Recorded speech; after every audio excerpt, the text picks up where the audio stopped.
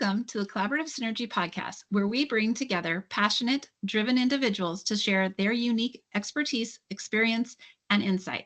I'm your host, Kathryn Rouser, founder of Collaborative Synergy Consulting. At Collaborative Synergy Consulting, we believe in the power of collaboration to achieve extraordinary results.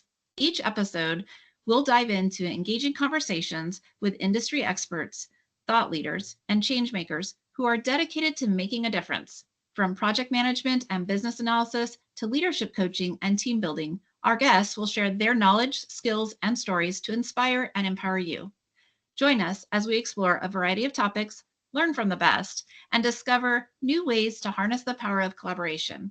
When we come together, we create a synergy that amplifies our strengths and propels us towards success. So let's connect, learn, and grow. Welcome to Collaborative Synergy Podcast. Welcome back, Kathryn Coffman from Fashionably Frank Marketing.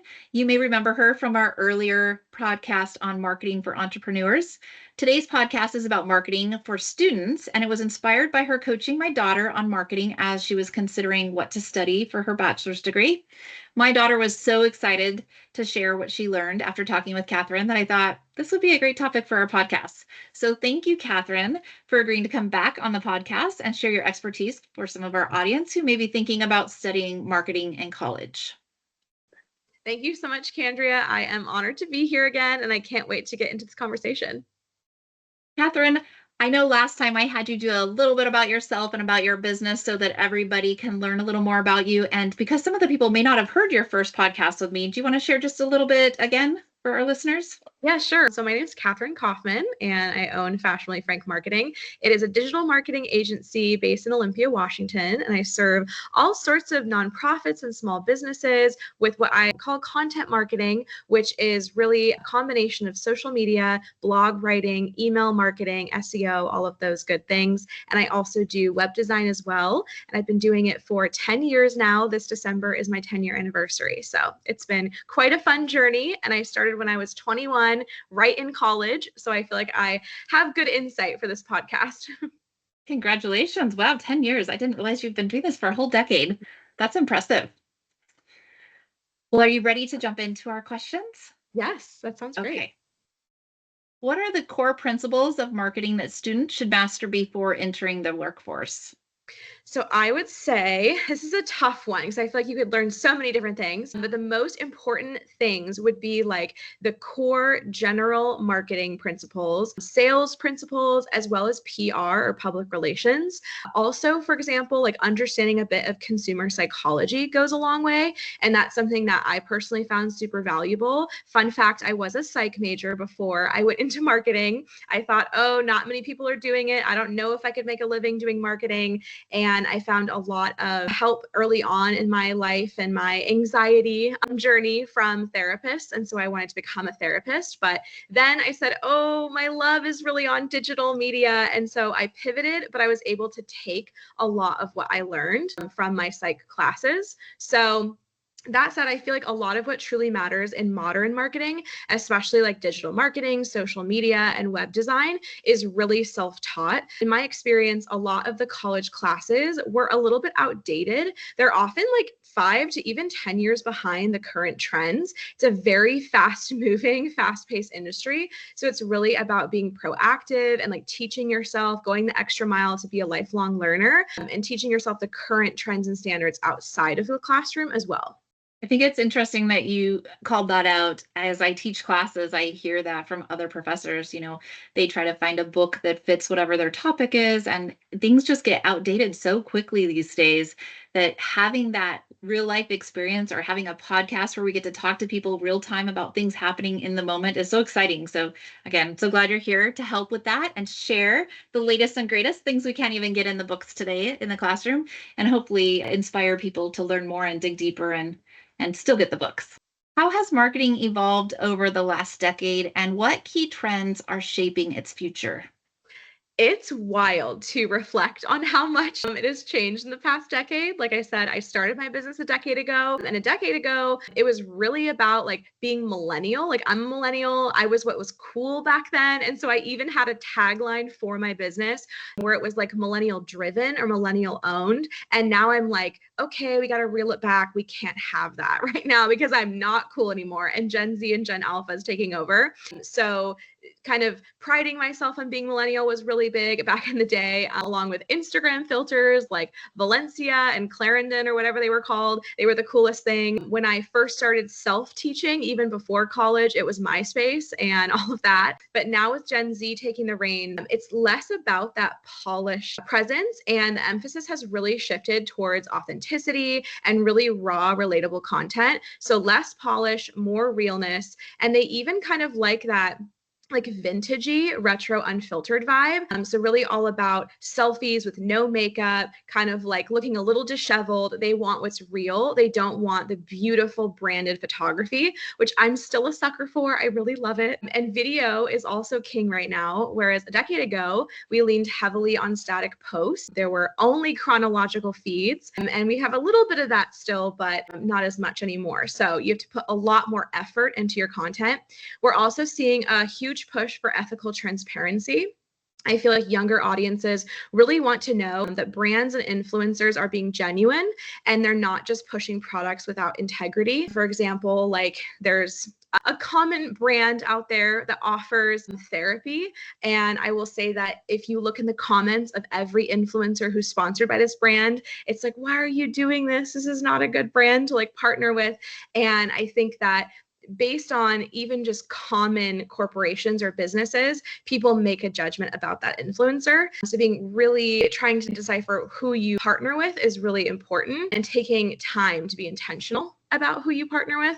But despite all of these shifts, content marketing, providing real content of value, kind of that reciprocity of if I give you something for free that is real value, maybe you'll give me your email address or sign up to my list, that kind of thing. It really still remains at the heart of it all. And I think that's going to keep driving the future of marketing forward. In addition, a newer development is we're seeing the rise of AI and data-driven strategies, really transforming how we personalize and can predict customer behavior. There's a growing emphasis on sustainability and social justice and social responsibility. People want brands to be really authentic and ethical.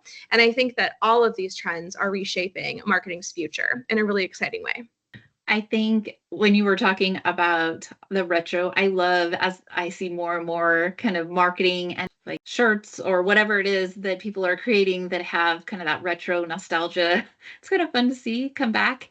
Be like, I remember that from so long ago. And then MySpace, oh my goodness, flashback. That was kind of cool to hear. So yeah, I totally agree. I think that is all coming back and it's kind of fun to see. And AI is such a hot topic in so many different areas right now. And there's definitely some value in knowing about it and learning the right way to use it, the wrong way to use it, and how it can best help you. So very cool to see that all coming forth and showing up in the marketing world as well.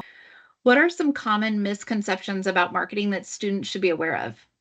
So I feel like there is kind of a wrongful equation of sales and marketing. They're not the same thing. And I think that they should just be aware that marketing isn't about like those bros that you see on LinkedIn being like growth hacking or whatever, and they're chasing vanity metrics. They care about blowing up, going viral. It's really not about how many clicks or followers you get. That's great. And we should be measuring those analytics, but marketing is much more about understanding people, human psychology, and building genuine relationships and connections. It's just not the same as sales. You're not like a car salesperson trying to close a deal. Current contemporary modern marketing is more creative and authentic. It's about storytelling and not just pushing a product down people's throats. So if you're picturing marketing as like a shortcut to quick sales, it's time to really rethink that. We're moving away from that growth hacking stereotype and embracing a more thoughtful, human-centered approach. Another important thing to keep in mind is that misconception around virality and vanity metrics. So sometimes my own clients, companies will think you can just go viral overnight if you just try hard enough. But I think the truth is that virality is often a mix of hard work and a lot of luck. It's not something you can guarantee or promise on a schedule or timeline. So I think setting realistic expectations with yourself as a creator, but also clients or a company you're going to work for is really crucial. You want to educate your audience or clients while creativity and strategy matter, not every post is going to be a runaway hit, and that's totally okay. It's all about consistency, trying different things, experimentation, building genuine engagement, and understanding that the long-term growth is really more valuable than chasing these one-off viral moments. I was taking a class recently where we were talking about how hard it is to sell, and that if you sell, or if you market for that matter, even though they're different things, I think this is still true, and you do it with the feeling of urgency, or like I have to make the sale, or I have to go viral, or I have to do this, the vibe is so different than if you do it as, I love what I'm telling you, I love what I'm sharing with you, this is super helpful, and I just want to share it with the world. That is going to be received so much better, right? If you can take away that I have to, and do, what do I have to offer? What's the best that I have that I can give to you or to others, and really help them see that value? It's just so much stronger, right? Yeah, exactly. Like it's more about how can I serve you instead of like a Exactly. desperation coming through. So yeah. And I've seen people in marketing do that so well, and I've seen people do that so well in sales. And it's just, it feels so different, right? You're drawn to that person. You're like, yes, they're authentic, and Yeah, it's real, and I feel it. And they're not just trying to sell me something. They care. Hopefully that's the point, right? They care. They want to make me a better exactly. person, or they want to connect with me, or whatever the want is. And maybe they do want to be viral, or maybe they do want to make money, but they're doing it with good intent, hopefully. And they understand, like, they're not always gonna make the sale. They're not always gonna go viral, and that's okay. They do it anyway because they like what they're doing, right? Totally. Yeah. What advice would you give to students looking to land their first marketing job or internship, and what can they do to truly stand out in this competitive field? So, if I were giving advice to students looking to land their first marketing job or even an internship, I'd say a few things. First thing is just do not be afraid to reach out and ask for informational interview. Just shoot your shot. That's how I landed one of my first big connections and mentors. She's a gal down in San Diego, and I just found her on Twitter, and I was like, wow, this is so cool. She had like snake around her in her picture, and I was like, wow, that's like really interesting and different. And she wasn't marketing herself in that kind of like stuffy business way. And so I just messaged her, said, hey, I'd love to have an informational interview. And I think a week later, I was hired to help her with her clients. And I learned so much from her. I think that kind of helps you stand out, showing that initiative. And I did that similarly with my internships. I just asked before I even applied, just to sit down and have a conversation. And I think that really impressed one of my other mentors who became an internship supervisor of mine. So also lean into your unique strengths. So whether you're naturally creative, great at video editing, or even have a knack for like illustration, use that to your advantage, because it's really about what sets you apart in kind of an oversaturated field. Self-teaching and staying on top of trends is super key. Back when I started, the landscape was totally different, as we discussed before. And you were often teaching your bosses things back then. Nowadays, it's more competitive. As people my age are now becoming the bosses. They're going to naturally know more because they grew up with the digital media. Nowadays, it's more competitive, but if you can bring something fresh and make a real impact, you'll definitely stand out. So ultimately, it's about showing you can add value and then just keep learning as you go. I think there's a couple really good mindsets in there, right? Continuous growth and improvement. We all can do that and benefit from that.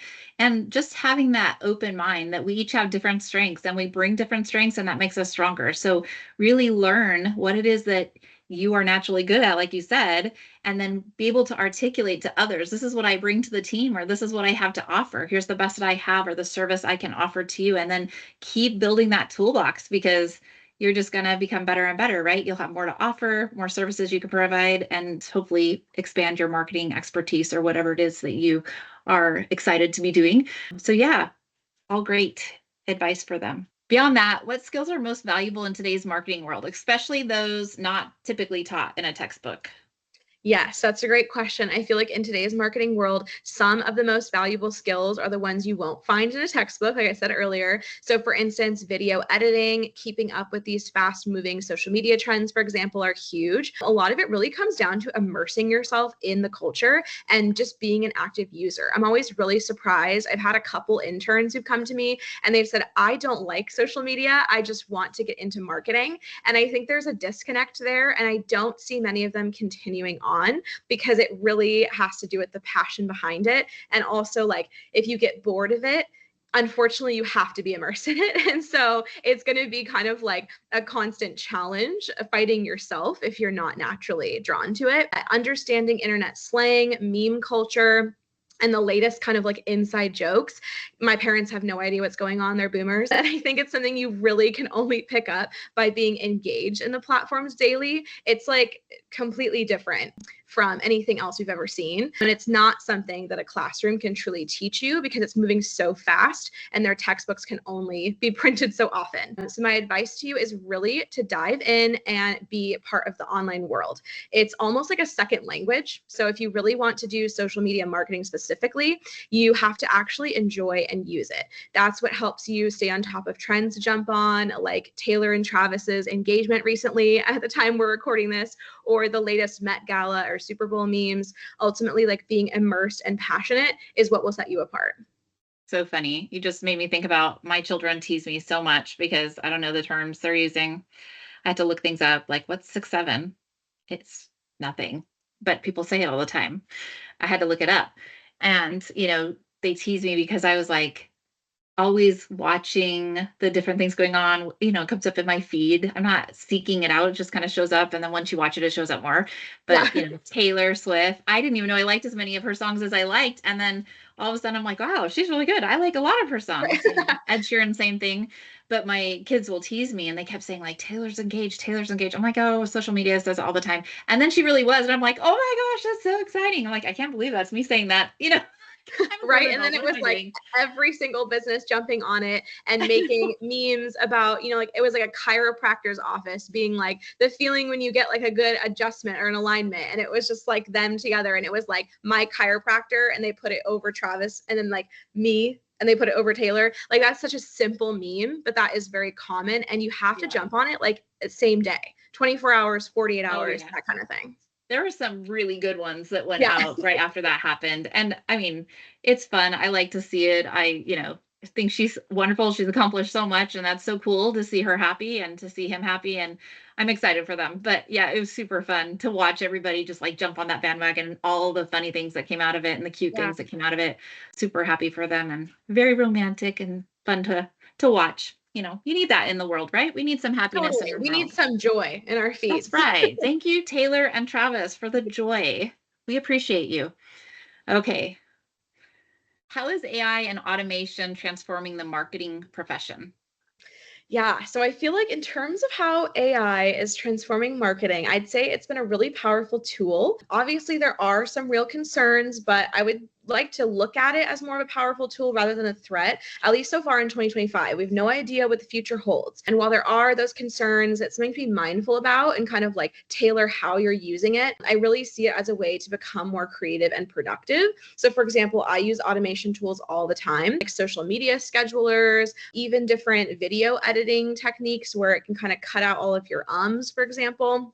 I use those programs, and even using AI to help me draft these podcast notes, for example. So I was audibly like talking to ChatGPT. I would read aloud a question to kind of prepare for it. And then I would just spitball and just kind of word vomit everything. And it would create a better polished kind of notes transcription of it. So it's still, the ideas are mine, the words are still mine, but it just helps skip that step of me having to write down everything. So definitely helpful. But it's not just about productivity. I feel like AI can also help you keep a pulse on the trends or come up with creative ideas. Like if you're having an off day, you're just feeling really exhausted. I'm sure there are some scary aspects and real concerns to consider. I personally don't use it for imagery yet. We talked about that in our last podcast. But overall, I feel like if we use it for good and we use it the right way, it's a tool that can really elevate what we do. And I love automation, anything that will make my job easier.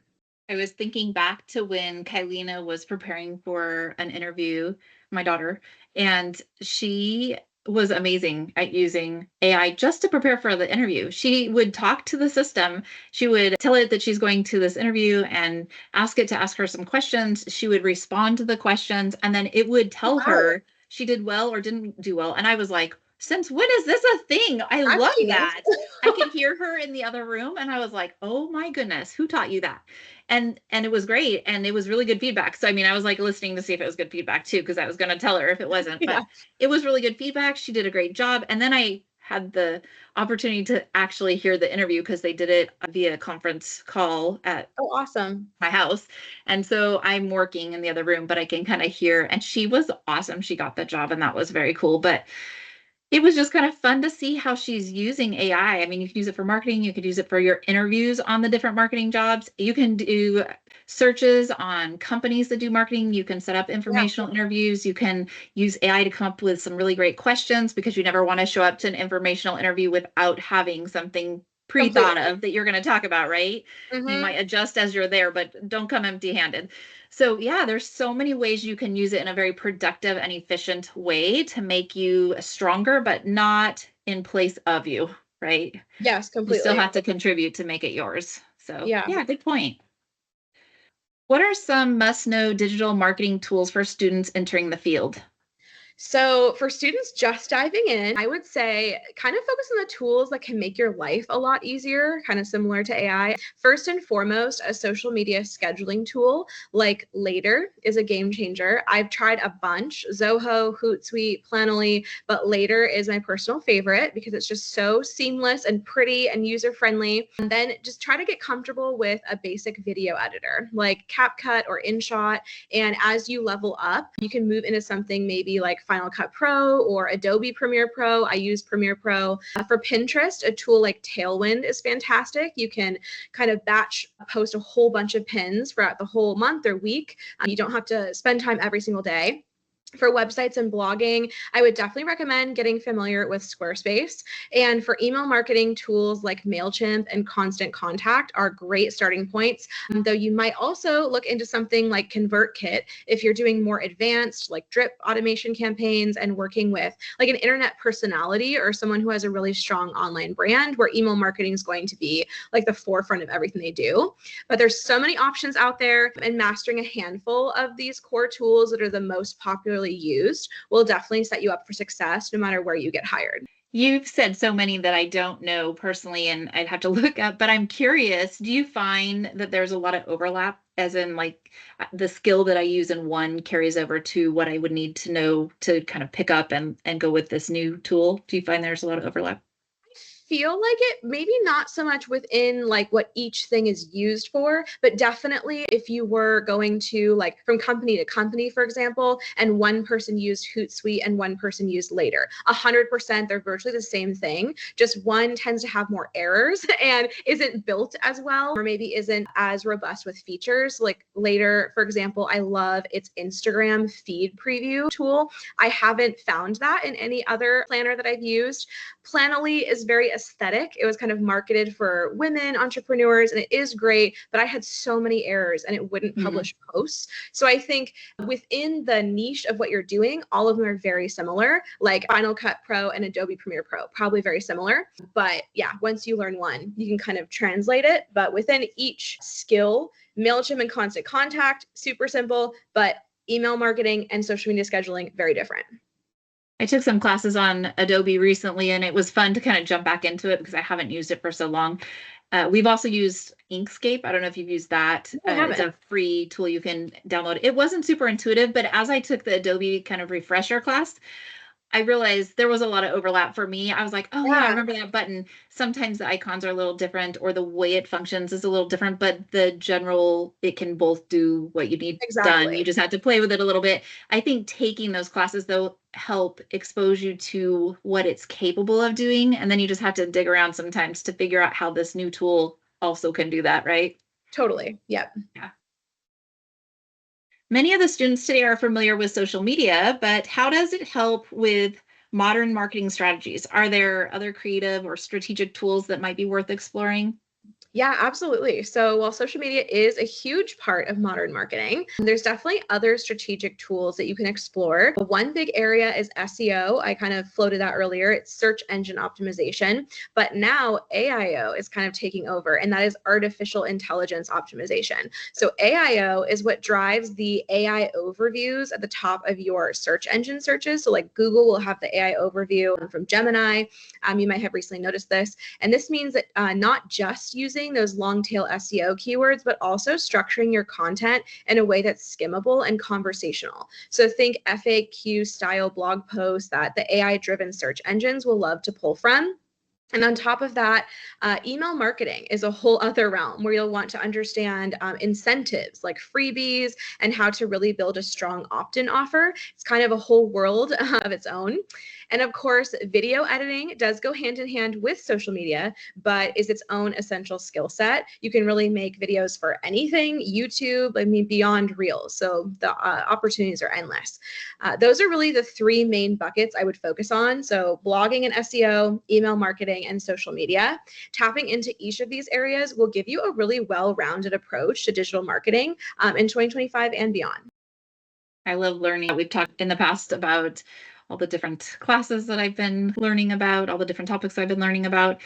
And AIO is new for me, so that will be something I add to my list. I was thinking, though, I just finished a class recently through Mind Valley online. I talked about creating what they called magnetic bonuses. So bonuses are like gifts that you can give to others. So maybe it's a freebie on a template or a free consultation, right? And that can kind of accelerate your sales and give you a connection, an in to talk to somebody. And then they had what they called step ladder bonuses. So bonuses designed to help you make your program more reachable. Oh, interesting. Okay. Which was kind of interesting. And then they had one on continuous bonuses. So like something that keeps bringing you back, like having access to the site for a whole year or a month. Yes. And then, they get all the cool latest and greatest as they're paying for that access or signed up for it. So it was very interesting. There's actually quite a few online classes that they offer that were around marketing or branding more so. And so I was taking some of those just to kind of fill in the space where I had a little bit of time to learn something new. And so something to think about if you're looking for a quick online class on branding or anything. They had a lot of great ideas, including the idea of adding to what you're offering and giving them a little bonus. So what you were talking about. When you think about a client whose marketing really worked well, what did they do differently to make it so effective? Honestly, the biggest difference with any successful client of mine, I have a core few right now that just really jump in and they really get it, is that they really trusted my expertise as the contractor and just jumped in with both feet. It might sound simple, but honestly, not everyone does it. Some people are really stuck in, 10 years ago, and they just think, oh, I'll just pay for some cute photos. We don't have to have video and it's going to be fine.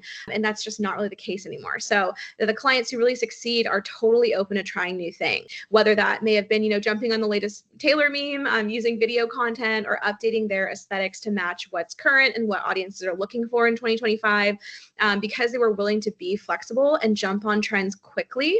For example, a lot of my clients did the AI starter pack doll trend, or they did the Taylor Swift and Travis Kelce, news storm. They actually saw results, a super high engagement rate on these posts, and also just overall, high engagement on their posts in general, with real patients, for example, like in the medical field, coming in and telling them, hey, like I booked with you over another chiropractor or over another naturopath because, we loved your social media or website. And I think that's the best compliment you can get. And in contrast, other clients who really stuck to the older marketing mindset just don't see the same engagement. It's really that openness and willingness to adapt that sets my clients apart. And it might sound like a simple answer, but it truly is a game changer. So those who aren't adapting are going to struggle in the long run. It's hard to step out there and take a risk doing something new and hopefully it turns out. But it's always good when you get that positive feedback, that gratification, that fulfillment that comes from, okay, it was worth it. I did it. I took that risk and look at how great it turned out. And even if it's not huge, you tried it, right? Yes, it's all about experimentation. And I feel like also we put so much emphasis, or at least did for so long, on being professional and polished and, not ever cursing, which I still very rarely do on social media, never cursing, never showing any personality, never like getting any humor out, because you're a business and you should be polished. And I think nowadays it's just getting old to Gen Z and Gen Alpha. And so I do think a lot of my clients have struggled with that shift, and it took them a while before they felt comfortable like putting their employees' personalities out there. And obviously obviously there is still a PR standard where we should not, go over that threshold or whatever, but still you do have to show some sort of humor and personality, or your content is just going to be very boring. So I think that Yeah, I it's think hard. that authenticity is important, right? Yeah. Be you, sell Mhm. you in a way that speaks to whatever it is that you're trying to market. Yeah. And don't market in the way that you think, I guess, that you should be. Yeah, Yeah, don't try to be someone else. exactly. What are the biggest challenges facing marketers today, and how can new professionals prepare for them? I would say, and this has been really hitting home for me this week and this month, one of the biggest challenges marketers face today is just the sheer volume of work, especially with this rise of video editing and video trends, keeping up with these constant trends and memes. It's like, okay, if Taylor and Travis get engaged, I have to drop everything and make 10 memes for a dozen clients or whatever. It used to be a lot simpler. You could just toss up a quick caption and a static image that was prepped 30 days in advance and call it a day. And now it's a heavier lift. So even though I am scheduling a month in advance for social media posts, I won't lie, it's very tiring because I'm often editing videos in the moment and then editing memes in the moment. So the key is really to hone these skills, get comfortable with video, learn Canva for graphic design and memes, learn how to use AI tools like ChatGPT to streamline your process, and really embrace these new tools that can set you apart from the competition. Another big challenge is that not everyone has those massive budgets like some huge companies who have, large influencer marketing piles of money or billboard budgets, especially if you're working with smaller businesses like I do. The mom and pop shops or even the medium smaller businesses don't have that. And that's okay. It's about starting from where you are, mastering those core skills, and either getting a well-rounded education or really honing in on the niche you want to serve. So for a college student, I would say either try to be kind of a jack or Jill of all trades or really hone in on one specialty. The landscape is changing fast. So being adaptable and willing to put in the work is really what will help new professionals thrive.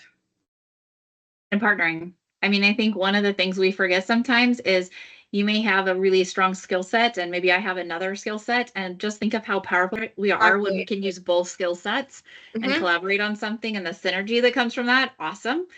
And I was going to say, speaking of all the cool topics that are coming out there, Taylor really had us going because not only did she give us a wonderful proposal and all the energy and excitement and enthusiasm that came with that, but then she gave us Life of the Showgirl. So I'm sure you're getting requests on that now too, right? Right. Yes, I'm gonna have to see because today, as we record this, I know you're not hearing it until later, but today is Life of a Showgirl Day. So we're gonna have to see what comes out of it and what other memes are on the horizon.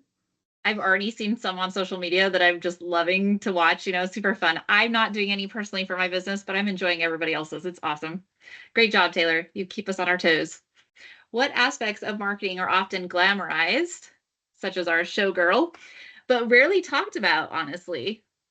I feel like the one thing that often gets glamorized about marketing, especially in like the influencer or freelancer world where I'm from, is just how easy it looks to the outside. People often think it's just fun and creativity and just like getting with your clients and hanging out, which that is true. But the reality is it's incredibly taxing as well. You're often on 24/7, like even when I'm on a trip, and my clients do want me to relax, but still there are some fires that happen that have to be put out, and you are on 24/7. There isn't really a time that I can't ever, just not take my laptop on a vacation. I always want to make sure that I'm there for clients. So, managing not just your own content, but then struggling, to juggle multiple clients' needs at once or needs from like your one corporation or company, it can lead to a lot of burnout if you're not careful. So the truth is, whether you're freelancing, running your own business, or even working in corporate marketing, I have a friend who does that. It's crazy town in its own way. There's a huge amount of behind the scenes effort that people don't see when they see the finished post or meme. You have to set boundaries. You have to know yourself well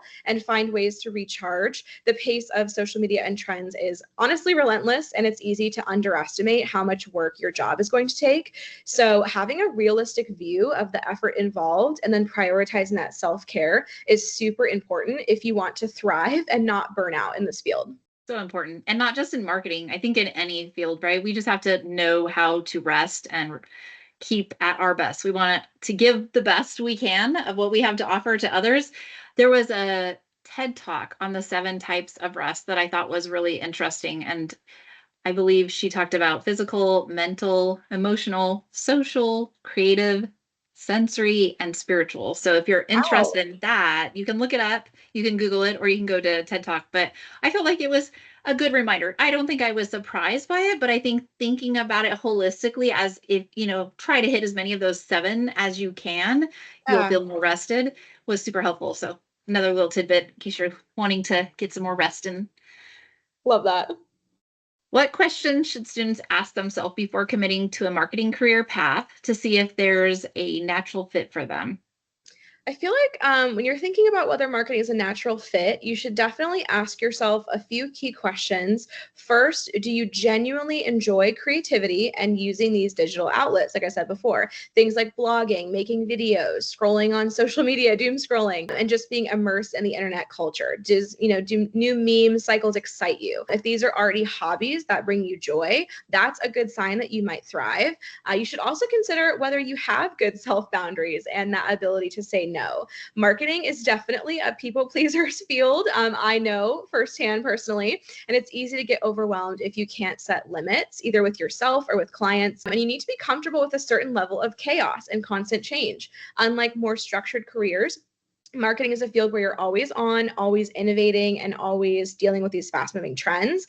Even with AI, like we don't know, I don't see it taking over my job anytime, in the immediate future, but we don't know. And we have to jump on it so that we can't, fizzle out like other people who refuse to hop on. And I think ultimately that's what will happen, unfortunately. So you always have to be open to the next thing. For example, like my husband, he is in IT in the state and he would hate doing what I do. He likes that defined structure.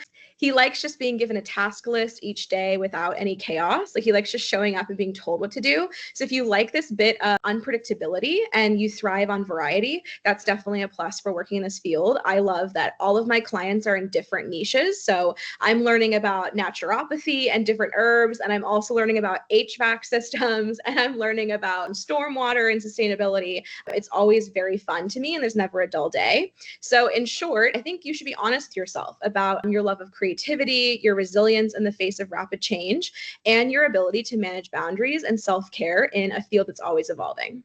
Everything you said just made me think of my daughter. I was thinking that was exactly why I wanted her to talk to you. I felt like she just fit all those things. She loves Yeah, learning and she will pick up anything. It doesn't even matter what it's about. She just wants to learn like it. a sponge. Yep. She is. She's just like a sponge, right? And it's so fun to watch her light up and get excited. And then she just has this wealth of random tips that just come out sometimes. Like, why do you know that? Sometimes I'm like, that's a meme. Right. I Sometimes love I'm that. like, where did you learn that? Really It's kind interesting. of a fun party trick because then you It can talk is. about native plants at your next, potluck or whatever. And I'm like, oh, did you know about this? And it's like, how do you know that? You're a marketer. But we come up with random stuff from all the things we learn from our jobs. So it's fun. Absolutely. And she does that already. So I feel like, wow, she definitely we'll see what she ends up doing. I know there's some marketing elements to what she's looking at, and there was an opportunity to do some graphic design stuff, which she's very into that. So So we'll fun. see what happens. Maybe she'll do some. If you were mentoring students in marketing, what would be your top 3 lessons for them? This was a really hard question when I thought about it and reflected earlier. I have had a handful of interns already, and I think I kind of met them wherever they were at. So it was like whatever I felt like they needed to learn. Some of them needed me to kind of hound them a little bit and get on their case about finishing the work. And then some of them really came and showed initiative, and it was more like making them flourish. And one of my interns who became my best friend is now an influencer. She has like 80K followers on Instagram. And I always told her, like, you're the one who's gonna, blow me out of the water. You're gonna do better things. And that's what the gal who I found on Twitter said to me about my own business. So it's cool to kind of see that come full circle. But I feel like if I had to distill it down into like a top 3 lesson framework, I would say I'd probably boil it down to a mix of practical but also mindset tips. So first, I would tell them to build good systems early on. So even if you're not naturally super organized, learning how to keep clean documents, handle file sharing, have a workflow that you can rely on is going to make your life a lot easier down the line.